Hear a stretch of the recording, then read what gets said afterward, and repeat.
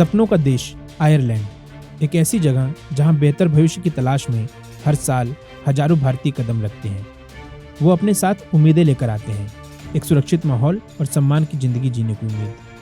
लेकिन क्या हो जब यही सपना दिन दहाड़े एक खौफनाक हकीकत में बदल जाए, जब आपकी पहचान ही आपका सबसे बड़ा दुश्मन बन जाए और जब मदद के लिए पुकारने की जगह आपको शर्मिंदगी और जख्मों के साथ अकेला छोड़ दिया जाए। हम बात कर रहे हैं एक ऐसी ही घटना की जिसने इंसानियत को शर्मसार कर दिया है।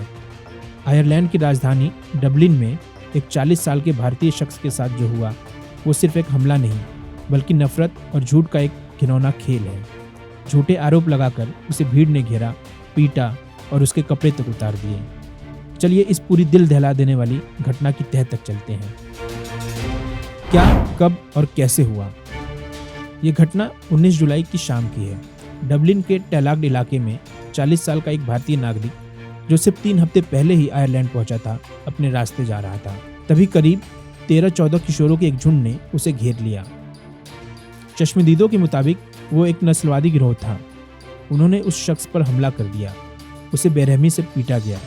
उसके चेहरे, हाथ और पैरों पर गहरे घाव हो गए। खून बहने लगा और इस हैवानियत की हद तब पार हो गई जब हमलावरों ने उसका पैंट उतार दिया, नंगा किया, अंडरवियर छीन लिया, अपमानित किया और उसके जूते, फोन और बैंक कार्ड भी छीन लिए। झूठ का सहारा, नफरत का एजेंडा। अब सवाल उठता है क्यों? इस हमले को सही ठहराने के लिए हमलावरों और कुछ दक्षिणपंथी ऑनलाइन ग्रुप्स ने एक घिनौना झूठ फैलाया। उन्होंने दावा किया कि ये भारतीय शख्स बच्चों के साथ गलत व्यवहार कर रहा था। लेकिन आयरलैंड की राष्ट्रीय पुलिस गार्डा ने इस मामले की जांच के बाद इन सभी दावों को सिरे से खारिज कर दिया। उन्होंने साफ कहा कि इन आरोपों में कोई सच्चाई नहीं है।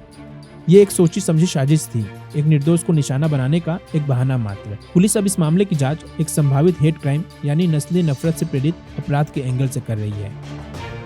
भारत की प्रतिक्रिया और स्थानीय नेताओं का गुस्सा। इस घटना के बाद आयरलैंड में भारत के राजदूत अखिलेश मिश्रा ने कड़ी प्रतिक्रिया दी।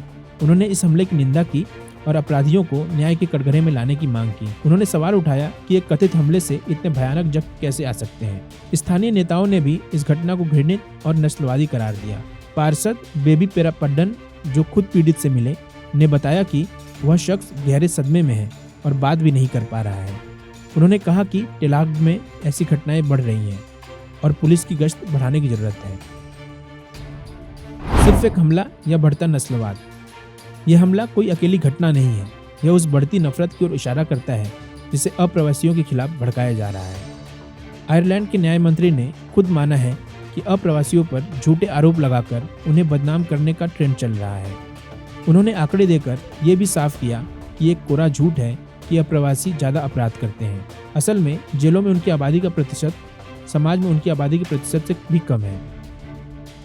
एकजुटता की उम्मीद और अंतिम सवाल। लेकिन इस नफरत के अंधेरे में उम्मीद की एक किरण भी है। इस क्रूर नस्लवादी हमले के खिलाफ स्थानीय समुदाय एकजुट हो गया है। उन्होंने नस्लवाद के खिलाफ खड़े हो जाओ नाम से विरोध प्रदर्शन का आयोजन किया है, ये कहने के लिए कि हमलावर हमारे पड़ोसी नहीं हो सकते। हमारे पड़ोसी वो हैं जिन पर हमला हुआ है।